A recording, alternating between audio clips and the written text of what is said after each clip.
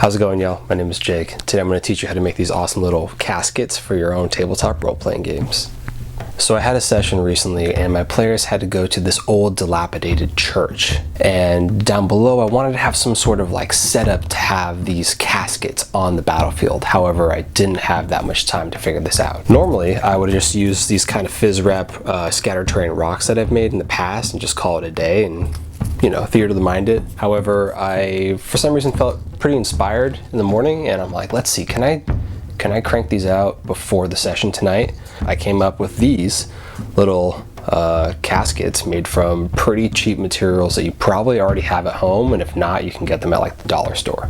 So let me show you how I did it. Okay, so the first thing you're gonna wanna do is get some dollar store foam, which is what I'm holding here, and a cheese cracker box from Trader Joe's that I had in my recycling. The next thing you're gonna do is just cut down that foam board a little bit to be a bit more manageable. And from there, you're going to want to go ahead and tear off the paper that comes with it on both sides. It's pretty easy. Just use your nail and just pull it back. So the coffin stencil itself consists of about 8 pieces. You see there's like the main coffin part and then these little side flanges that kind of hold it up.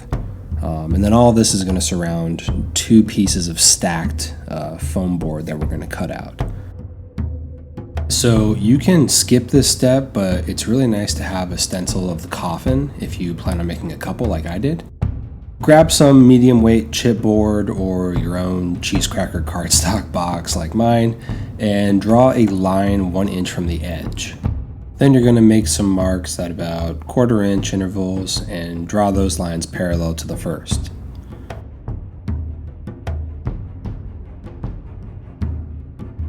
From there you can make a perpendicular line about 2 inches from the top, and this is going to kind of mark our foot of the coffin. And you're going to want to do that towards the top for the head of the coffin, and that's just about 3/4 of an inch from the top. So from there, you can go ahead and draw 2 diagonal lines just like this, essentially, down to that 3/4 inch line. And then do that again to the bottom of the coffin.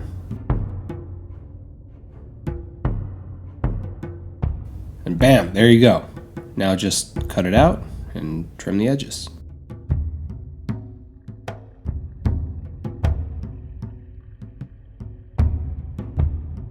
Next, take your fancy new stencil you just made and trace it twice on your foam board and cut them out.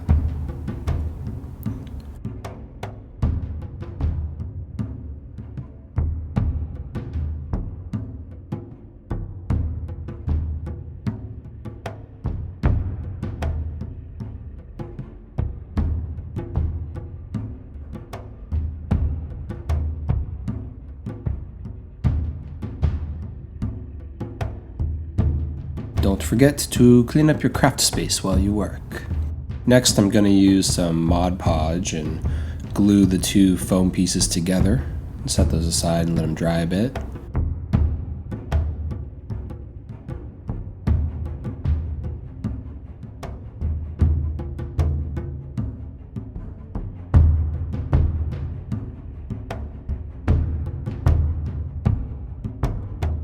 Now take your stencil and trace out the front and back side of the coffin. Also draw about a 1/2 inch line parallel to the edge. This is going to be like our side pieces that will cover the foam.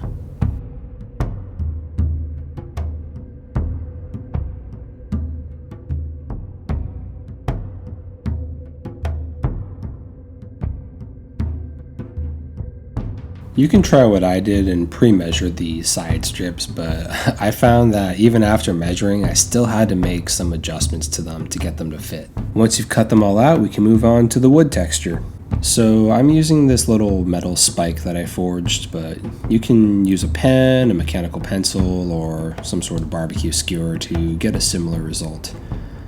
And all I'm doing is drawing a bunch of uneven lines to essentially imitate a wood grain on the cardstock.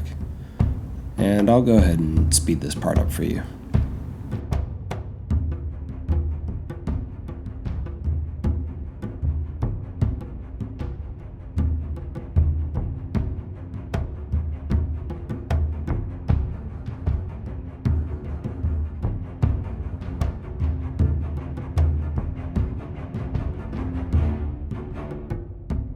Now make sure you wait until your Mod Podge is fully dry. I definitely jumped the gun while making this video and struggled a little bit with the two foam pieces sliding around.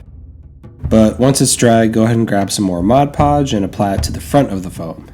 I'm using Mod Podge here because I don't want the cardstock to warp, and I've had some warpage on previous projects when I've used PVA glue.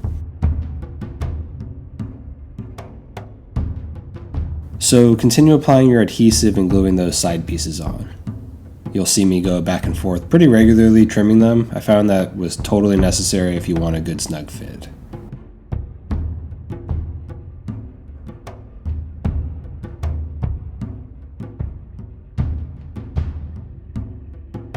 If I were to do this entire project again, I'd probably try to smother the whole thing in a mixture of Mod Podge and black paint just to protect it a bit better.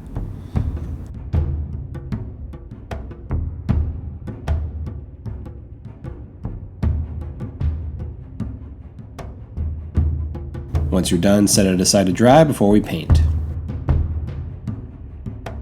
I'm using the rest of this cheap Artist Loft brown craft paint. Well, I guess I'm out.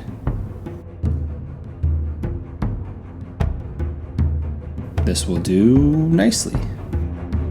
Go ahead and water it down a little bit and apply it evenly all over, and try to get to flow into the recessed edges if you can.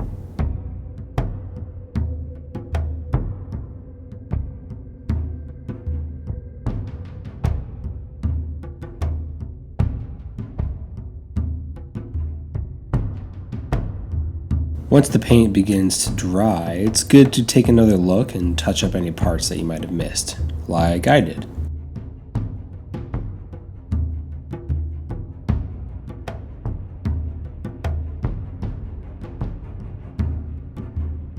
Next, I'm going to give it a dry brush with some Craft Smart Tan, and if you're not familiar with dry brushing, you basically want to get your entire brush full of paint and then wipe off about 80% of it or so.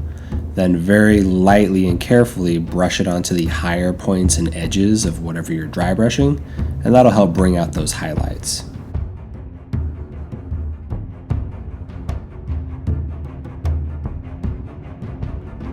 Then I'm going to apply a black wash that I made from black paint, water, and a bit of dish soap to act as a flow aid.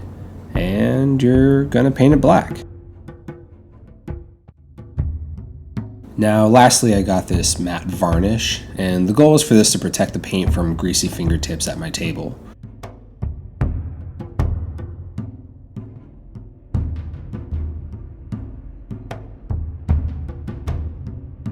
Let that dry and we're done. Now let's see how we can use these in a campaign setting, shall we? The steps descend into a musky storage room, littered with busted crates and dusty barrels. Your ranger listens for anything that might be alive down here, other than your fellow party members. Your rogue alerts the rest of you. Hey, I believe I can pick this lock. Give me just a minute. Bummer, I was ready to bash it open, the fighter proclaims. With a quiet click, the lock fails and the door opens. The light from your torch dimly illuminates the next room. It's a tomb. 6 coffins sleepily lay still here. A silent altar rests at the far end of the tomb with an enticing gem-encrusted skull upon it.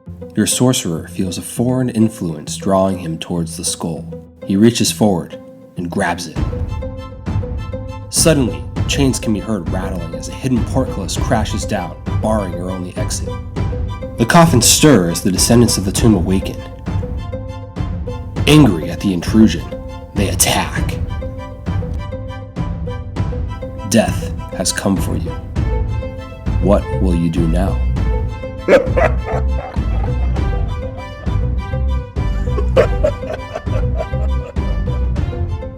Cool, coffins. Hopefully your players will light them on fire like mine did. Anyways, if you guys found that tutorial helpful in any way, go ahead and throw me a like. If you want to see more videos like this in the future, go ahead and subscribe, ring that little bell icon, that way you know when I post new videos just like this. And once again, my name is Jake. Thank you for watching. Oh no, there's like a door here. How are we gonna get past the door? Don't worry, I'm a rogue. I'll just pick the lock because that's what I always do when I'm a rogue.